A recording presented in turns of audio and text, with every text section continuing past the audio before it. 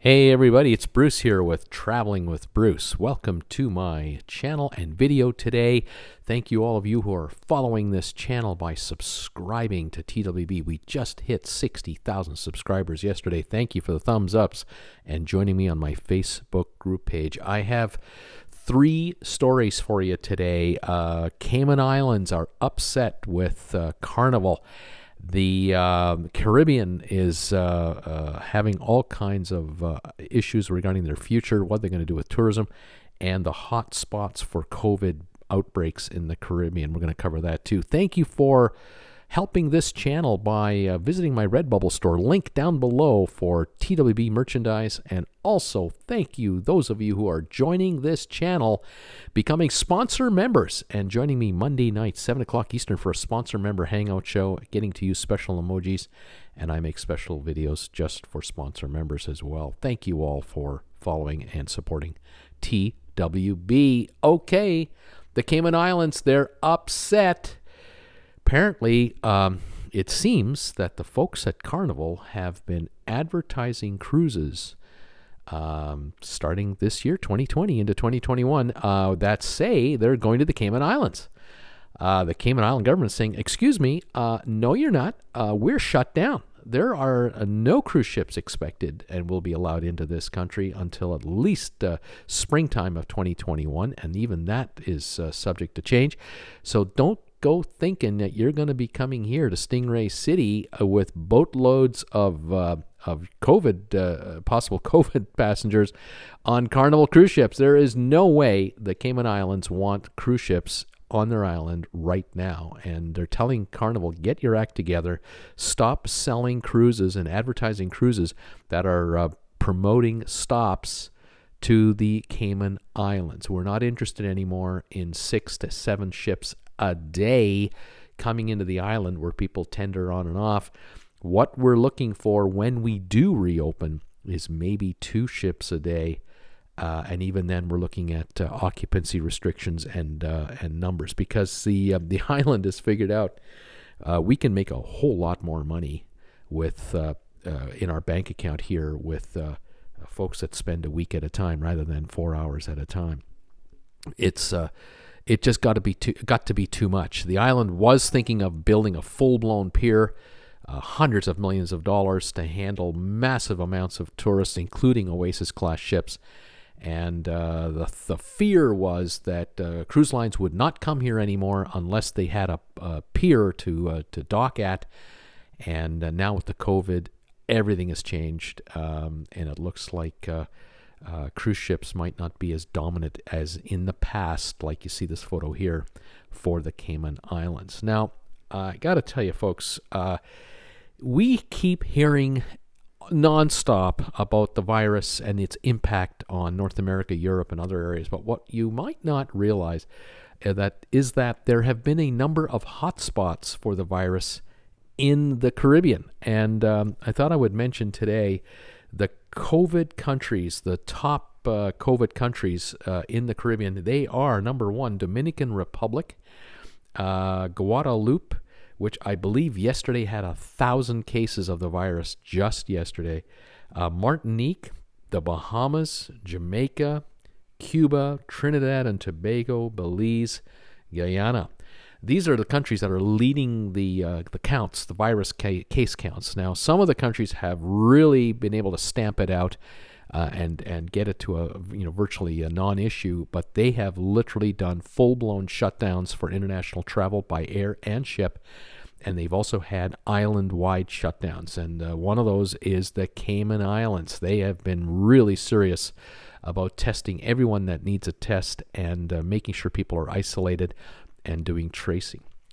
Now, other things that are happening since the shutdown took place in March.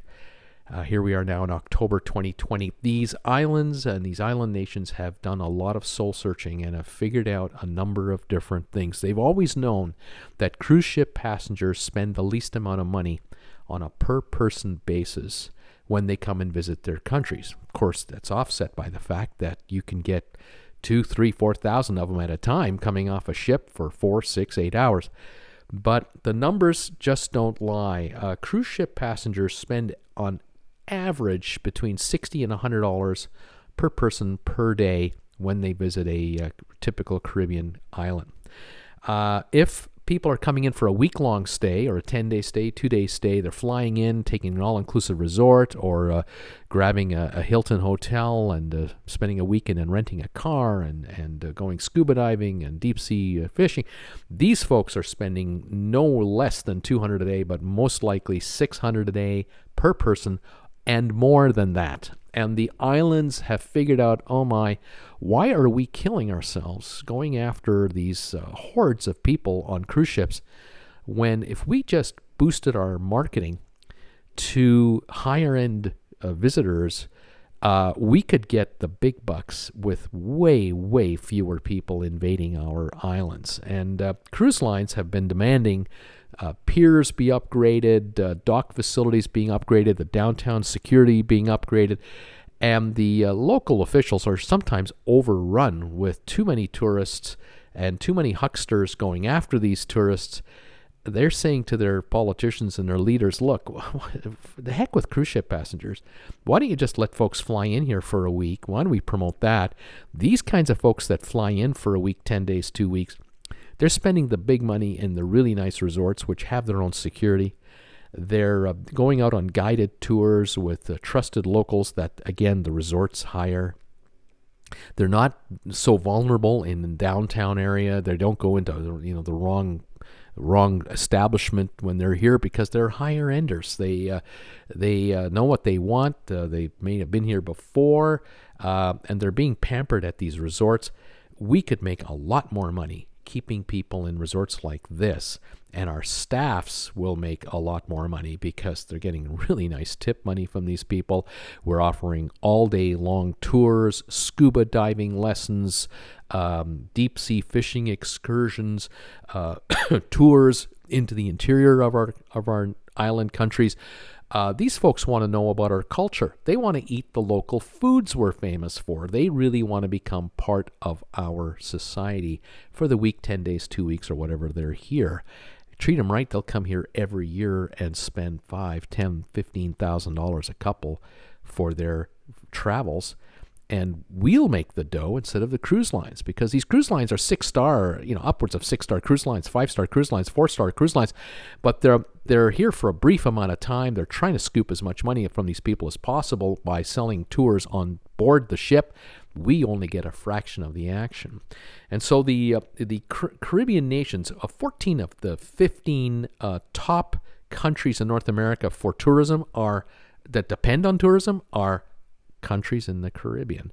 The 3 countries that really are addicted to tourism would be Aruba, Antigua and Barbuda, and the Bahamas.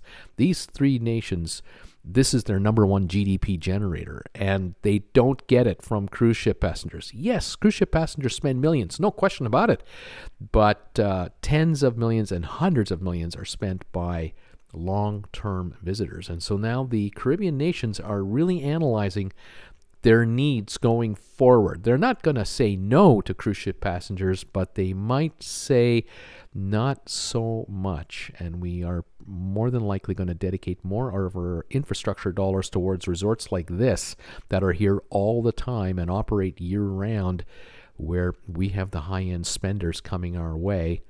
And that's just business. Nothing personal. It's just business. Anyway, we'll stay on top of all of these trends. Thank you for joining me again today with Traveling with Bruce. Thanks for subscribing to this channel, giving the videos thumbs ups. I hope you like them. We'll keep you posted, everybody. Bye for now.